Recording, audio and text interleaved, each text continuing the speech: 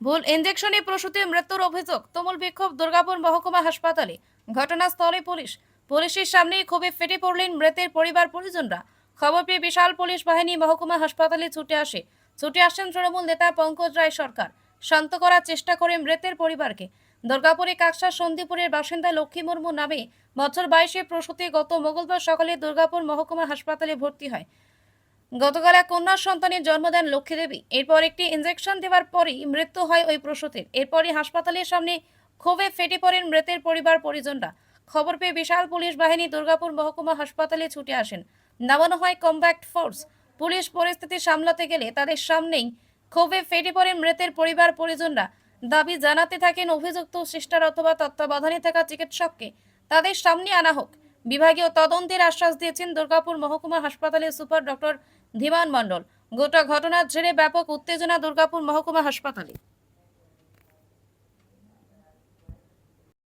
দুদিন আগে ভর্তি করা হয়েছিল, ভর্তি করা হয়েছিল।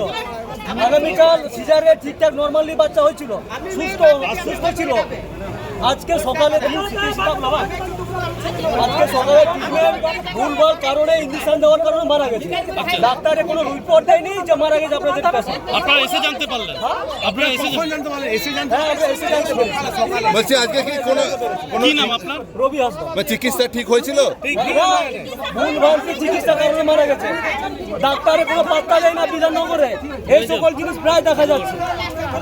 কি চাইছেন এখন আপনারা? এখন ডাক্তারের শাস্তি চাই, আমরা ডাক্তারের শাস্তি চাই, আমরা প্রমাণটা দেখতে চাই। আপনারা অভিযোগ জানিয়েছেন? আপনারা সঠিক প্রমাণ দিতে পারলে আমরা কিছু করবো না, নাহলে বিক্ষোভ চলবে। কি নাম আপনার? আপনার নাম কি? রবি হাসদা। কে হন আপনি? আত্মীয় যে মারা গেছে তার কে হন আপনি? আমি তার আত্মীয় হই, আমি সংগঠন দিয়ে এসেছি। বলছি কি হয়েছিল আপনার মেয়ের? আপনার মেয়ের কি হয়েছিল? ডেলিভারি ছিল, তারপর কোথায় ভর্তি ছিল? নিয়ে তারপর কি হলো? কালকে এক্সআর হয়েছে 3টার সময়, 3টা নাগাদ ঢুকিছে, 3টা নাগাদ 4টার সময় 5টা সময় রাই করেছে। আমার মেয়েটা ভালো সুস্থ মেয়ে, ভালো মেয়ে, কোনো জ্বর জ্বালা কিচ্ছু নেই। আবার ওই বেডে দিয়েছে, ছেলেটাকে আমরা ফলে দিয়েছি, সব কিলো আমাকে বাই করে দিল। আজকে কি শুনলেন? আজকে কি শুনলেন? শুনলাম, সবই শুনলাম। কি হয়েছিল? আপনার মেয়ে মারা গেছে? কি অবস্থায়? কি অবস্থা, এখন মারা গেছে। কবে ভর্তি করেছিলেন? হ্যাঁ, কবে পরশু ভর্তি? পরশু কি হয়েছিল? পরশু কি ডেলিভারি ছিল, হ্যাঁ, নিয়ে তারপর ভর্তি করেছিল।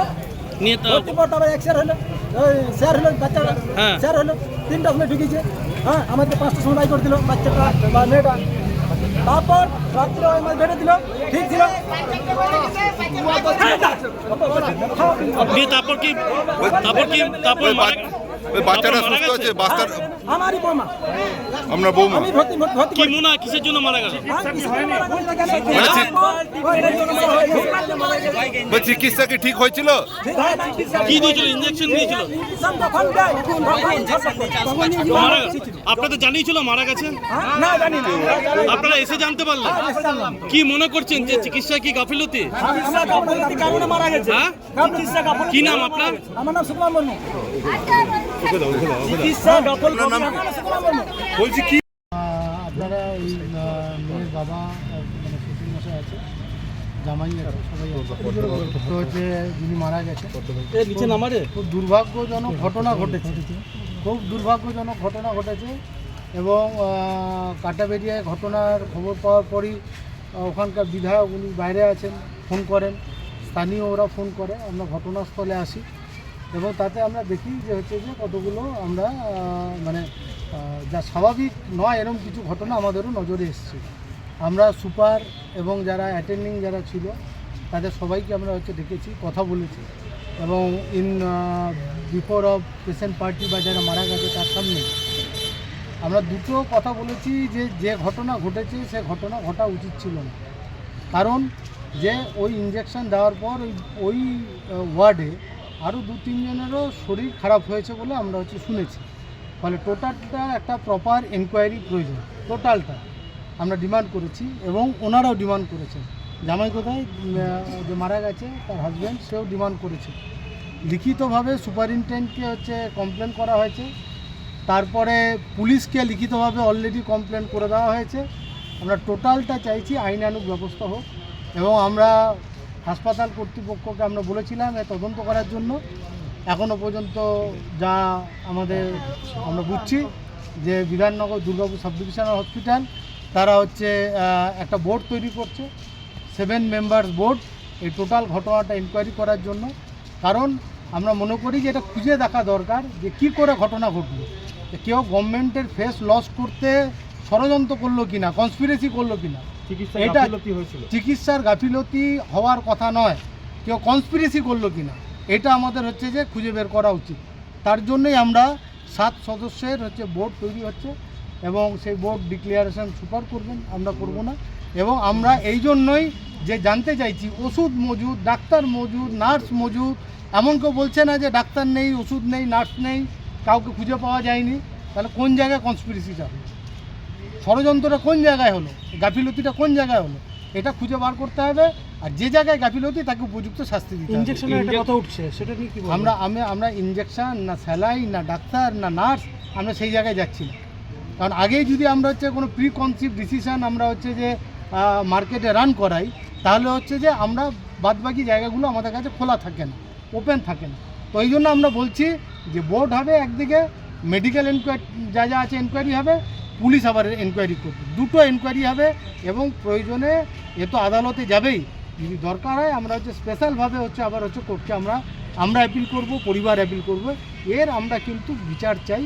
এবং কেন ঘটনা ঘটলো, গভর্নমেন্টের ফেস কে লস করাতে চাইলো, এটা আমাদের কিন্তু খুঁজে বার করতে হবে। একটা মেয়ের তো জীবন গেল, একটা মেয়ের জীবন গেল, কে লস করাতে চাইলো এটা আমাদের খুঁজে বার করতে হবে। যে আমার যা ঘটে গেছে, যাতে ভবিষ্যতে আরও এরকম ঘটনা না ঘটতে পারে। কবে ভর্তি করেছিলেন পেশেন্ট? পরশু দিন ভর্তি করেছিলাম, আমরা চেক আপ করাতে নিয়ে এসেছিলাম। চেক আপ করাতে নিয়ে আসার পর যে আমি আসিনি, বাবা মা এসেছিলো, তো চেক আপ করার পর ডাক্তাররা বলে যে ভর্তি করতে হবে, ভর্তি করেছে। তো কালকে প্রায় 10টা নাগাদ এরকম টাইমে, 10টার টাইমে যে সিজার রুমে ঢুকেছিল সন্তান। সিজার করার পর 3-4টের সময় বার করলো, সব নর্মালি ছিল, বাচ্চাও ঠিক ছিল, পেশেন্টও ভালো ছিল। তারপর আজ এই সকালে এরকম হাসপাতাল থেকে জানালো আপনাদেরকে? হাসপাতাল থেকে জানায়নি, আমাদের লোক ছিল। কি জানতে পারলেন? এটাই জানতে পেরেছি যে আমাদের চিকিৎসার গাফিলতির জন্য এইসব হয়েছে। কোনো ভুল ইঞ্জেকশন দেওয়া হয়েছিল কিছু? ইঞ্জেকশন দেওয়া হয়েছিল। তাতে কি সমস্যা হচ্ছিল? তাতে কী সমস্যা হয়েছিল বলতে যে ছটপট করছিল ইঞ্জেকশন দেওয়ার পর। তো তখন ওখানে ডাক্তার বা কিছু ছিল না? ডাক্তার আমি তো ছিলাম না, ছেলেদেরকে তো ঢুকতে দিচ্ছে না এখানে, তো আমরা কী করে জানবো ফুল বিষয়টা, তো আমরা বলতে পারি না। আপনার স্ত্রীর কি মৃত্যু হয়েছে? মৃত্যু হয়েছে। চিকিৎসার গাফিলতি, চিকিৎসার গাফিলতি। কি চাইছেন এখন আপনি? আমরা এটাই চাইছি যে আইন অনুযায়ী শাস্তি হোক, এটাই চাইবো। আমার নাম মডল মুর্মু। অভিযোগ করেছেন? অভিযোগ করেছি। কি নাম আপনার? আমার নাম মডল মুর্মু।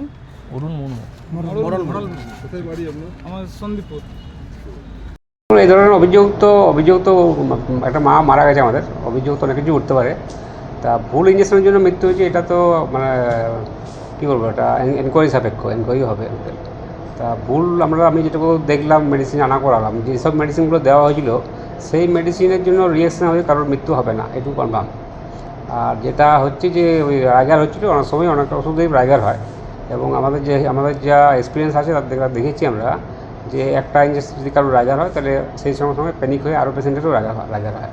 তো এক্ষেত্রে যেটা ঘটনা ঘটেছিল, 4 থেকে 5 জন মায়েদের রাইগার হয়েছিল, অন্যান্য ওয়ার্ডেও হয়েছে রাইগার। তো কোথার থেকে হচ্ছে, আইদার মেডিসিন থেকে হচ্ছে নাকি কোনো প্যানিকই হচ্ছে নাকি কী হচ্ছে, এটা একটা এনকোয়ারি সাপেক্ষ, এটা আমাদের এনকোয়ারি করে দেখা হচ্ছে।